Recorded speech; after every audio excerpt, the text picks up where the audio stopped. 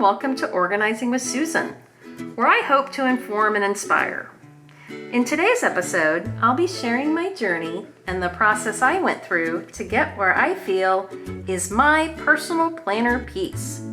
Planner peace. The word can both fill some of us with longing or envy. Do you have planner peace? I have always been a planner girl, always in pursuit of being organized. At a very young age, I always had pen to paper, and I used calendars all through school.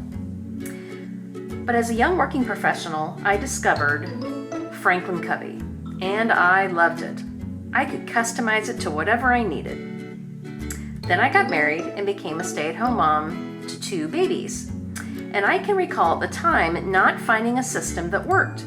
So I just resorted back to my old pen and paper ways, documenting their feedings, their sleep patterns, their playtime. But as the boys grew up and became active in school and after-school activities, I found myself needing something yet again. So lo and behold, I discovered Erin Condren in 2013. I loved the papers, the colors, but I still found myself using Post-it notes in addition to the planner. I tried every layout, the vertical, the horizontal, the hourly, but I still found myself using Post-it notes. So I thought I'm just going to go back to what I knew worked for me years ago, and so I tried the ring-bound system. And again, I loved it because I could customize it and make it pretty. Well, that worked for a while, but this time around I found that the rings bothered me. I think it was because writing, they just bothered me when they were there. And then second of all, I couldn't find rings big enough that when I put all what I needed into it, it was just too chunky. And I am not a person who likes a chunky planner. So then I decided to jump into the world of bullet journaling.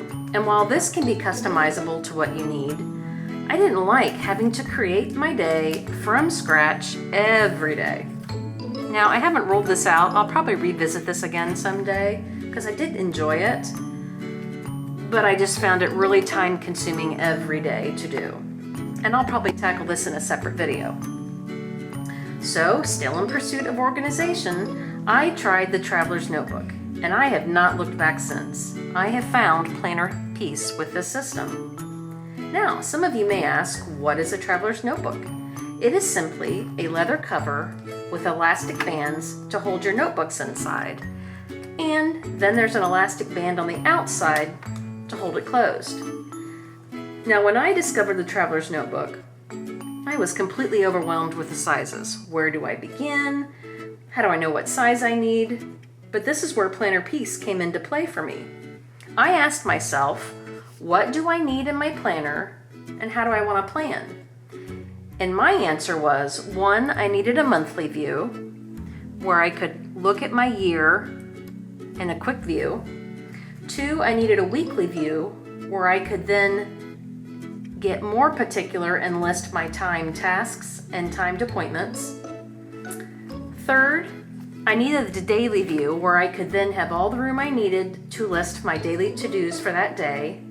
And 4, I needed a place for my lists and just a brain dump. So here's my monthly. Here's my daily.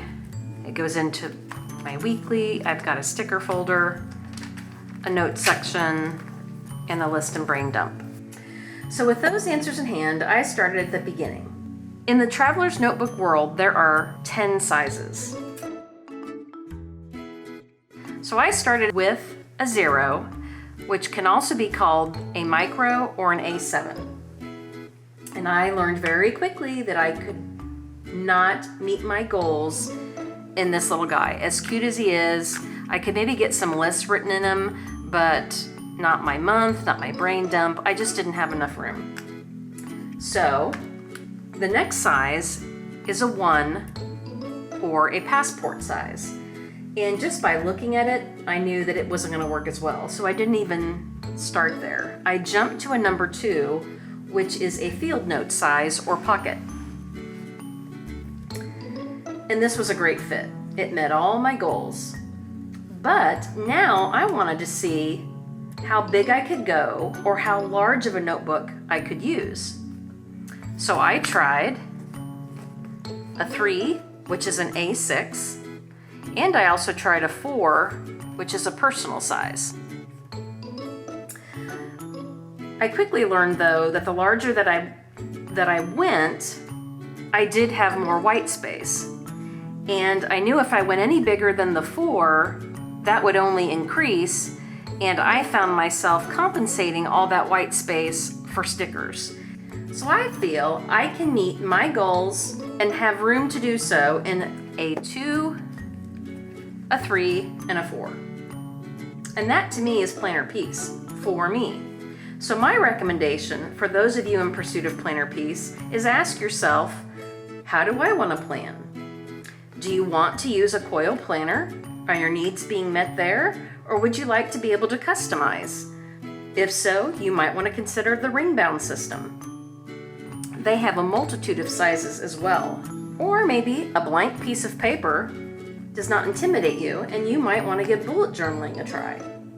Or like I said, for me, there is the world of Traveler's Notebook. And like I said before, I fell down this hole and I haven't looked back since.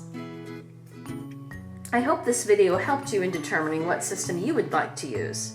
In my next video, I will go over all the Traveler's Notebook covers and their inserts. Thanks for watching.